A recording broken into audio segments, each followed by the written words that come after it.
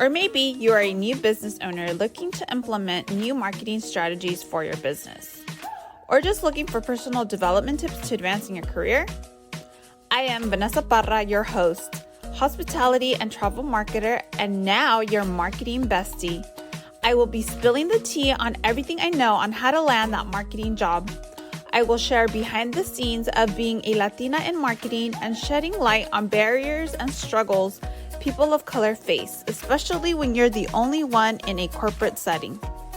I will also touch on manifestation tips that have helped me attract my dream career/life. But most importantly, I will be spotlighting other influential Latinos and people of color marketers from our community. So grab your cafecito or drink of choice and let's listen in. Welcome to Influence with Cultura podcast. Welcome to another episode of Influence with Cultura. I am your host, Vanessa Parra. I apologize in advance if the audio comes out sounding a little weird. I don't know what's wrong with my internet connection. It's been acting weird all weekend, but I'm hoping that this error will get fixed soon. But anyhow, today I'm going to talk about the difference between a social media manager versus a content creator and what's better. And the reason I'm bringing this up is because as time passes, we see that the content creator role or persona is becoming very popular on not just in the influencer space or just everyday people creating content, but when you're applying for different marketing jobs and social media marketing jobs, I don't know if you've noticed, but I have, that there's actually a lot of content creator roles being formed in different businesses. So I've seen a lot of people asking, what's the difference? What's better? And that's why today I want to go over the different roles between a social media manager and a content creator and give you my opinion on what to expect or how this role, social media manager, will be transformed. Let's start off with the social media manager. So if I do a simple Google search, it'll pretty much say that a social media manager is a professional who provides the voice for a company across social channels. They are responsible for responding to comments, creating content, and managing content calendars. The social media manager looks for opportunities to increase brand exposure for their assigned company. When I read the portion of creating content, I personally would put an asterisk towards that because depending on the business that you're working for, if you're working for a large corporation, you might not be creating content because you work or you're part of a marketing/social media marketing team. So that you'll probably have different people in different roles working on different aspects of the whole social media strategy. So you might not be the person creating the actual content. You might just be the person sourcing the content from different people within the marketing department. So, for example, you might be getting graphics for promotions or carousels from your graphic designer. Maybe there's an actual in-house person who creates video. So they'll probably provide you with videos for you to publish on social media channels. Um, they might give you, the marketing team might give you like a blog post to repurpose as snippets in your social media strategy. So it just really depends on the business that you're working for. But if you work for smaller companies or privately owned companies, you probably will be wearing many hats and creating content probably will be part of your job description. And even then, me personally, I've had positions where my official title has been marketing manager, but yet a huge component does involve social media. So, on top of my marketing duties and tasks, I'm also a social media manager and I have other tasks that I need to work on. So again, where it says creating content, I put an asterisk because it really depends on the industry you're in, the type of company, and there isn't a one size fits all. It really depends. Or I wanted to share with you some examples in my own career of different tasks within my social media slash marketing role and the things I did in marketing or social media so you can get an idea how, depending on the business or industry, you might be managing different tasks within the social media role. So I worked at one point at a hotel in Monterey, California. And so I worked for a California state park, but my employer was not the state park. My employer was a Fortune 500 company that pretty much they were the concessionaire. They were contracted to manage that park because it is a hotel slash conference grounds. So they brought on that company, my employer at that time, to manage the whole resort and manage it in ways of food, booking rooms, managing events, hosting weddings, different things like that. So, because it's such a large company, we had, and that company has different divisions. My area or the company I worked for fell under the parks and leisure division. So they managed many state parks, not only in California, but in other states in the United States. So we had a corporate marketing team that pretty much would set, the campaigns, would set the expectations, but then every individual state park would have a unit marketer, which was me for this specific account. And I worked closely with the state park department, and I was like the middle person where I reported directly to the sales and marketing director for that company. And again, I worked closely with the state parks to fulfill their needs. But then on top of that, I worked really closely with the corporate marketing team that was not on site. They were based out of Phoenix, Arizona. And as you can see, I wore many hats. But in order to meet expectations or meet corporate expectations within marketing, I I didn't necessarily report to them, but I did have to meet their standards. So that's one example of how my official title at that time was marketing manager, but I also had to manage the social media side. And pretty much corporate would provide us with a content calendar of all the different promotions and things that we needed to talk about on a monthly basis. And on my end, when it comes to social media, I was the one scheduling all the social media posts. And to do so, I would either use um, professional photos that we had on hand, or I would take my own photos. We did some lives. I created some videos, and I also used a third party software, which I've talked about it before, called CrowdRiff, to source user generated content to share additional photos that were taken by our guests. So that's one example of things that I had to do within my role as a marketing slash social media manager. I also worked with influencers.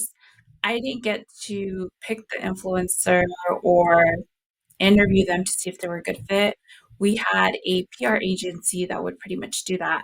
But by the time they got to me, or before they got to me, I would get notified by corporate, hey, this specific travel influencer or whatever their niche was that fit our target audience is coming on this specific day. Can you please create an itinerary? And as the marketer on site, I knew the key services or locations in our resort that I would know we needed to spotlight. So, for example, the fact that we were a beachfront hotel, obviously, we want to spotlight that. So we had a park store where the guests could book or reserve bicycles. So I ensured that I would talk to the park store manager and let them know that at this time, at this specific day, we were going to have an influencer who would need, I don't know, 4 sets of bikes because it was a family of four. So to please give that to them. And then in the itinerary, I would list like at this time you have these bikes reserved for you to go on these specific trails or suggested trails because I know a lot of times influencers don't want to be told on what to shoot, which I'm going to create a whole nother podcast episode on that because I feel like if you're paying an influencer, then you do have the right to tell an influencer what to spotlight, not necessarily tell them word for word what to say, or because then it won't come off authentic to their follower or their audience, but you do have the right as a brand to, especially if you're paying an influencer on what to spotlight. If you're just giving them like a free stay or giving them like free stuff, then okay, then probably not. But if you are paying them, then you do have the right to tell them what you want to see in their different content. But anyways, going back to this specific position. So again, I would schedule itineraries and things that they would do. So again, the whole bike riding. We also wanted to showcase our food and how we sourced from a local fish farms in the area. So we would I would set up a meeting with our executive chef and have him meet with the influencer so the influencer can ask questions and that way depending on the influencer too because say there's a blog post and they were spotlighting um, foods in the area then they can include that or if it was like an IG influencer, then so they can take photos of the food and to ensure that it looked accurate and it portrayed the image or the brand that we were selling. I always had to ensure that the executive chef was involved of creating the final food product so that it could be showcased in social media channels or blog posts. Or sometimes because we were in the area, a big selling point is that we were close to the Monterey Bay Aquarium. So I would call the Monterey Bay Aquarium my contact and request some Monterey Bay tickets to provide them so they can pretty much highlight in their stories or again, depending on the format of the type of content that they were going to produce, um, spotlight why they would stay at our hotel and how close it is to the aquarium and their whole experience, so stuff like that. And because I did work for a hotel, we used a third party booking reputation management system. So it was very minimal customer service tasks within the social media platforms because, again, most of our guests with this specific industry um, or specific business model would leave their complaints either in that booking reputation management system or they would call us directly and talk to the front desk. So with social media, yes, we'd get those few people that would complain about their experience or a specific thing that happened. But for the most part, we didn't really get that many complaints because, again, we had a different avenue to handle that type of information. And so, like I mentioned, this was just the social media component of my overall job. And it involved a lot of other things that I know I'm leaving out, like working with photographers, working with videographers to, and pretty much be like the creative director and tell them like what needed to be spotlighted in the videos that we were going to publish in our social media channels. I remember writing blog posts for our website. So there's just a lot more things that I had to do besides just social media. And again, like depending on the business that you work for, this is just one example I wanted to share with you of some tasks that I had as a marketing slash social media manager. Okay, now for a second type of business, I worked for the local CVB, which if you don't know what that is, it's pretty much a lot of tourist cities or big cities have a local visitors bureau. where their main goal is to get people to come and visit the area, especially if you have like a destination area, like where I live, Monterey County. And it's the whole thing where you're trying to get people from other cities, from other states, sometimes even other countries to come and spend money and stay at your hotels or eat at your local restaurants or explore different like theme parks or attractions, or if you have fun things like we do, which are wineries and whale watching and stuff like that, then obviously you want to spotlight that. And the reason the CVB is in place is because it depends, but I believe it's like a nonprofit, and all these hotels and different restaurants and different types of companies provide either a fee for a membership to be part of the CVB, or they're, depending on the city that they live in, it's they're required to provide taxes. And again, I'm not an expert in this, so I'm not sure how that works, but I know the CVB helps the community attract more people to come and stay there so they can spend money. And obviously, it helps our community because then there's job opportunities for the locals like me.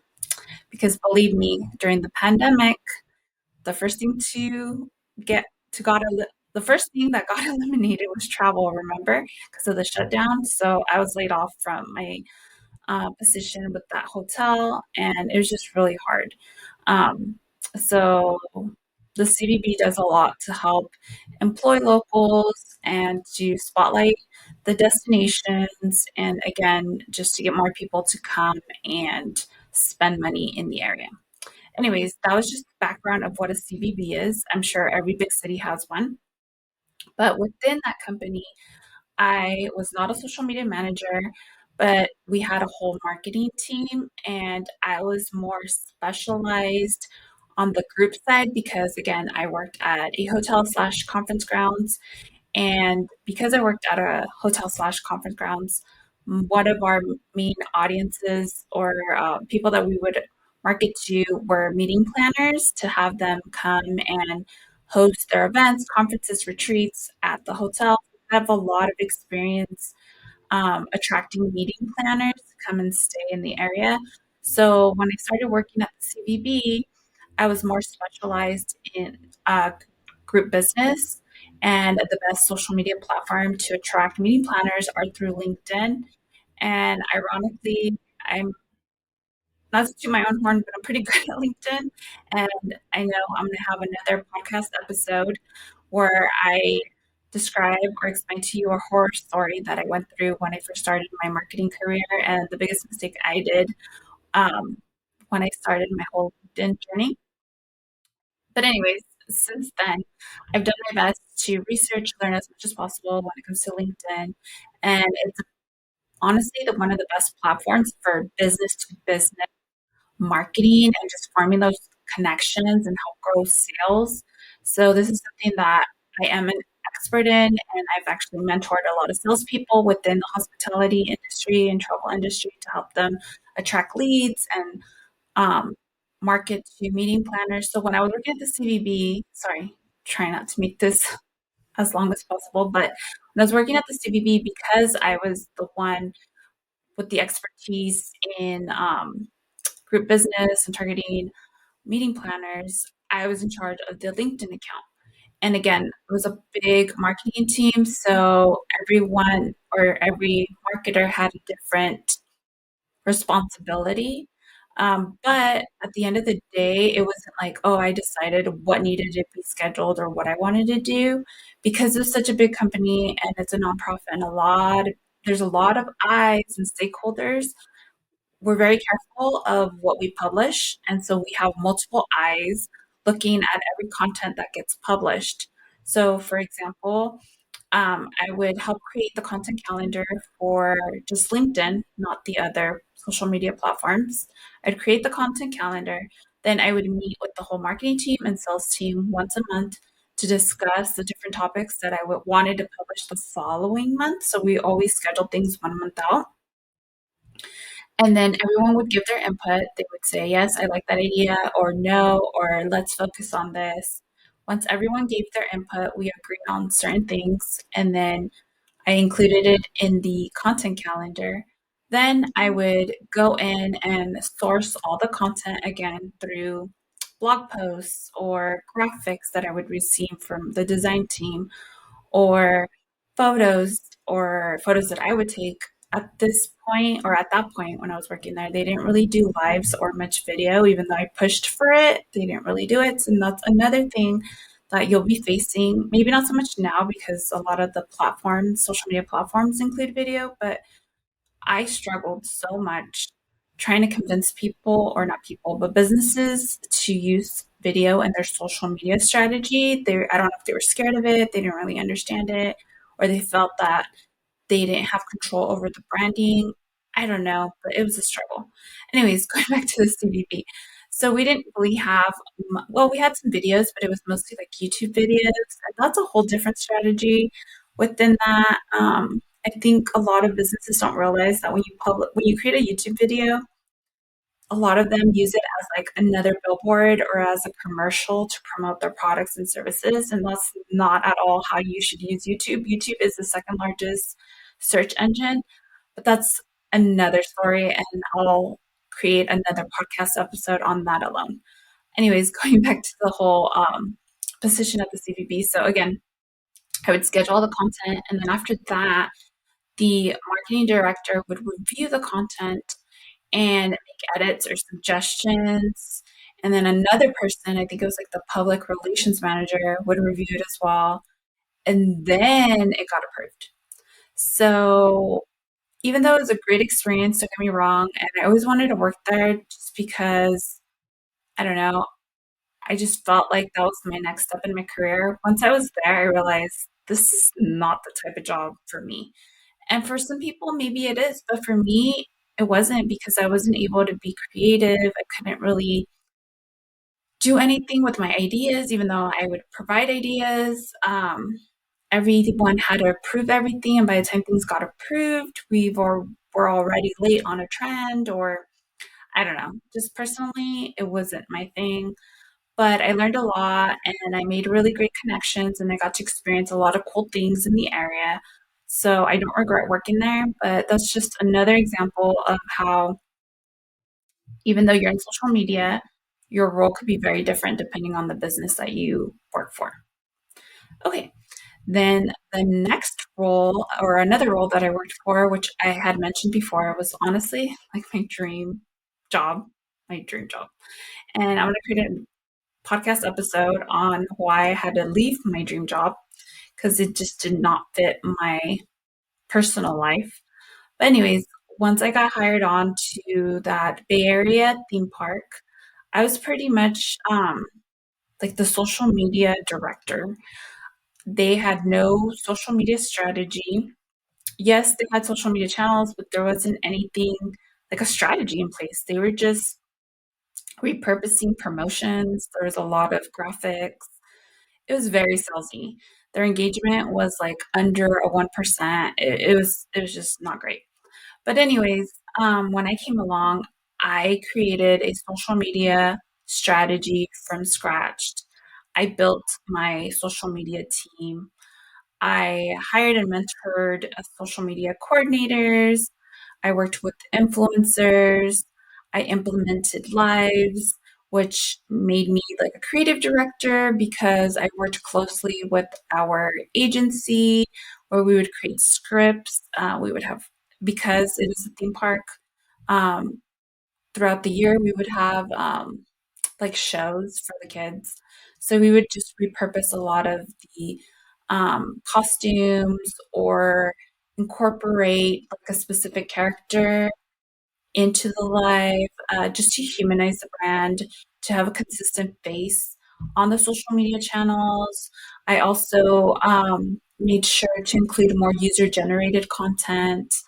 We would interview guests, interview the kids, the parents, really showcase their experience. Um, I worked really closely with the food and beverage manager to showcase all our new food items.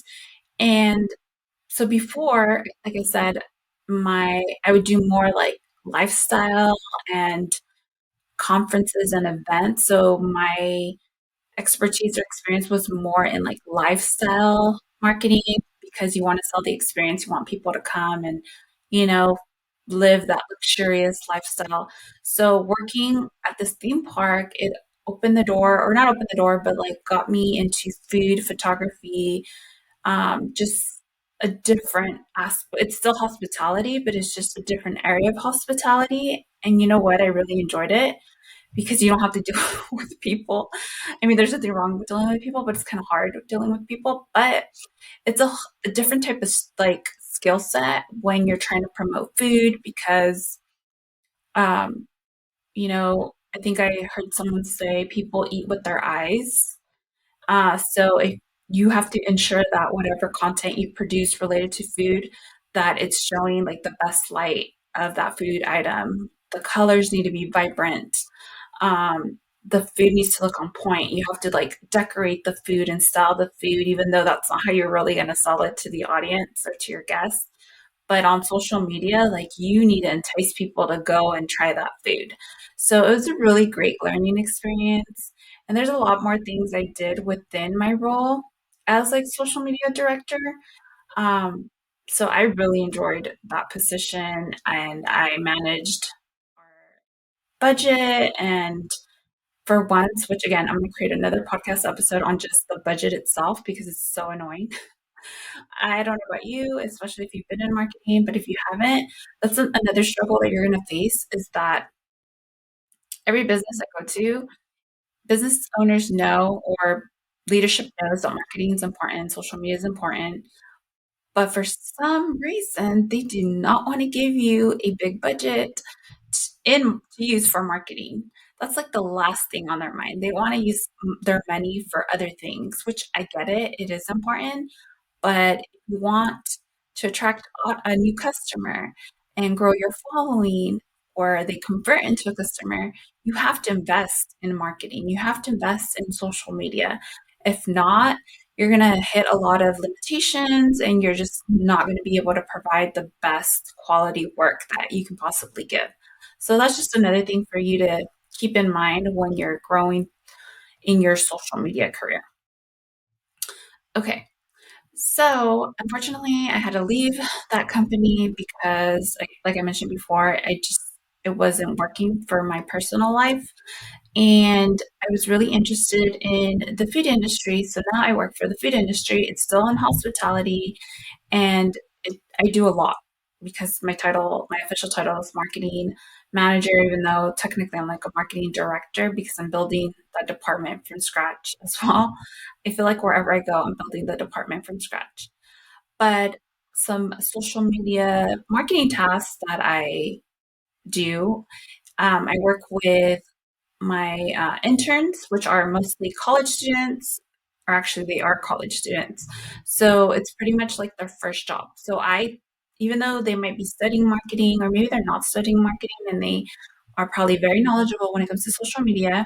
If you listen to past podcast episodes, I've explained this to you before that just because you know how to use social media for your personal profile or your personal life does not mean that you know how to use social media for a business. There's different strategies that you have to implement to be successful and be an actual marketer and use social media for a business. So I hire, mentor, and train upcoming marketers on how to use social media for a business. I collaborate with campus influencers. And then because we are a small entity, not company, because I'm like a division of a bigger Fortune 500 company, we do get a lot of customer service complaints on social media. So constantly have to be on it. So again, depending on the business model, there's times where you are like the customer service rep because especially depending on your audience, since our audience is mostly Gen Zs, I don't like to stereotype, but most Gen Zs love expressing their opinion on social media. So we get a lot more good and bad reviews and complaints through social media. So you can imagine how busy we are answering and replying to all these messages that we receive in our DMs. So, yes, definitely. And then another thing that I've done I've done a lot of live Q&As and a lot more front-facing videos because when you humanize a brand, when you include people in your company, your audience just feels like they can relate to you. They trust you more than you just posting photos and or carousels or promotions. Like if you're able to portray or communicate the same message, but with video and with actual people, either with um, customers or employees within your company. I don't know, just you come off more trustworthy. People trust you even more. So just keep that in mind. Okay, so I just went over what a social media manager does and some things that I did in my different jobs as a marketer, but being a social media manager as well, just to give you some insight if you're new to social media marketing, the different tasks that you might have to do as a social media manager or a marketing manager. Okay, now I want to talk about content creators. So, what is a content creator? When I did a simple Google search, it said that content creation is producing and sharing information or media content for specific audiences, particularly in digital contexts. So, for example, a content creator might create copy for a website, might create copy for email marketing, social media posts, long form content like YouTube, podcasts, or blogs. Um, there's just so many things that a content creator can do. And I think that's why I've seen a lot of businesses actually creating roles within their marketing team called content creator, because at times the social media manager might not be good or may not want to or maybe doesn't have the experience to create content because like I mentioned before, depending on the industry or business that you work for, you might not be the one creating the actual content. So it might just be easier to hire instead of, and this is a whole nother episode because if not it's going to be very long, but you can either hire a content creator like freelancer where they can create content for you, so which is more like user generated content, where they can create content that looks like if a regular person or a customer created it, and then you can share it on your social media channels to give it more of, again, like humanizing your brand, make it look like another customer said something about your brand. There are content creators like that, or you can hire someone internally, and then that's all they do is create content. So write blog posts, create emails, copy for your website, create a YouTube video for your YouTube channel, or if you have a company podcast, stuff like that.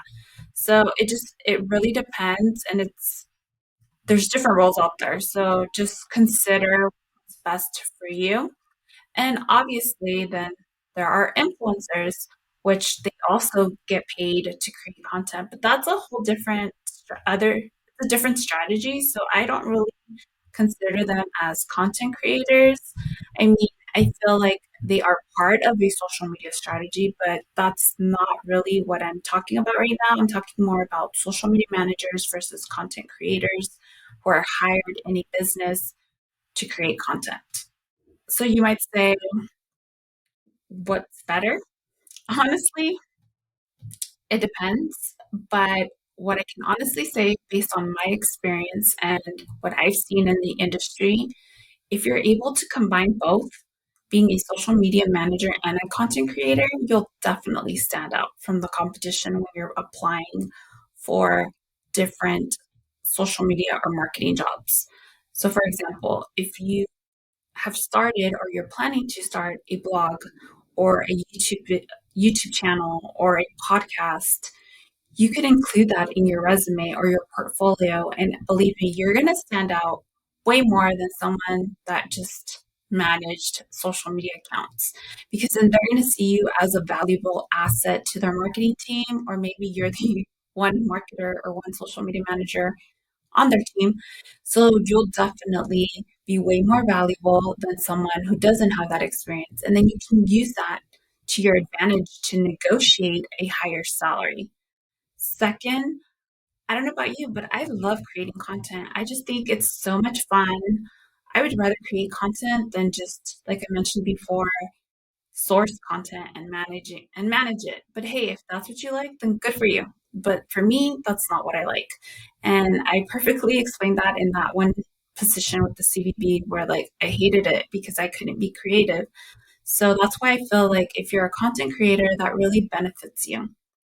And you also get experience by being a content creator on how to grow other companies' YouTube channels or blogs or podcasts if they decide to create a podcast because you're doing it for yourself. So you're getting actual experience that you can later implement in businesses. So just consider that as well. Now, you might say, well, I don't know. What do you think I should do? Like I mentioned before, I think if you were able to combine both, you would really stand out because these are just a few things that I've done that I personally feel has really made me stand out from the competition. And I think you would stand out as well. Lives. I would get someone from your team to become like the host of your weekly lives. And it could be, depending again on your service or the type of business that you work for, it could be someone on your sales team. Or, for example, I worked at that theme park. We had one of our performers from our shows be like the host of the live. Or there's times where like I've been the host of the live because I'm pretty much the marketer slash salesperson. So I'm pretty much the face or brand ambassador of the business. So implementing lives and using actual people within the company to be like the face of your brand will help you stand out from the competition and just from other social media accounts. So consider that. Again, humanizing the brand. And I don't know, everyone has their own opinions. People say, no, carousels are better or graphics are better.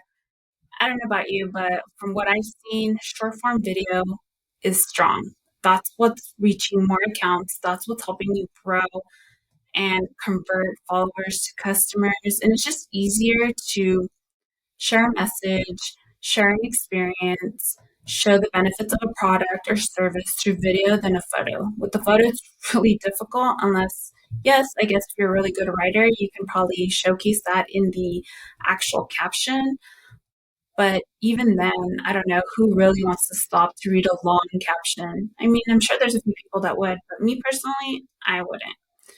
And then another thing, if you don't want to be the only one creating the content, I would invite other people from your team, from your company to help you produce content.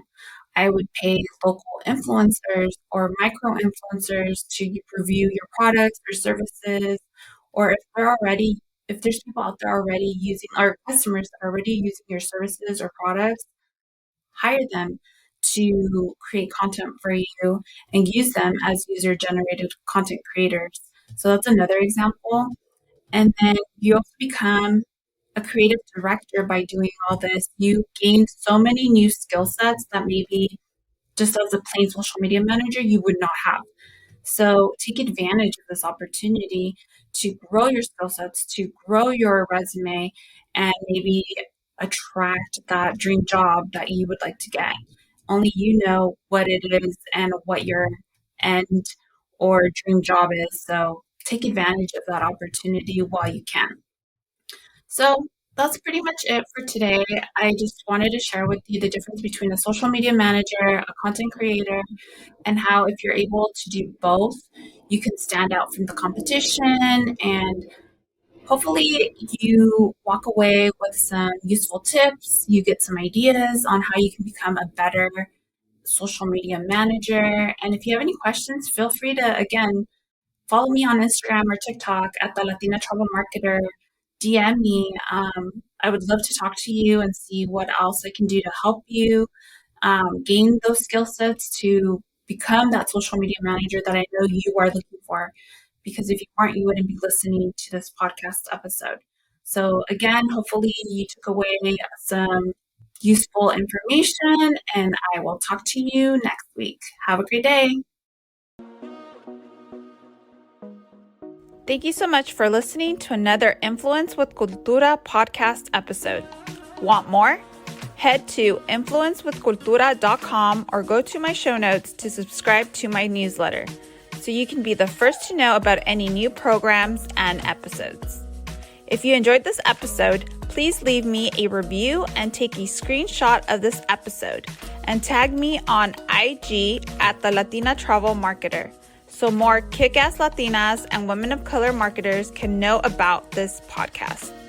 If you are ready to up-level your marketing and social media career, I invite you to book a discovery call to see how I can best support you. Now remember, you are an asset to any organization and or ready to start that business. You got this. Talk to you next week.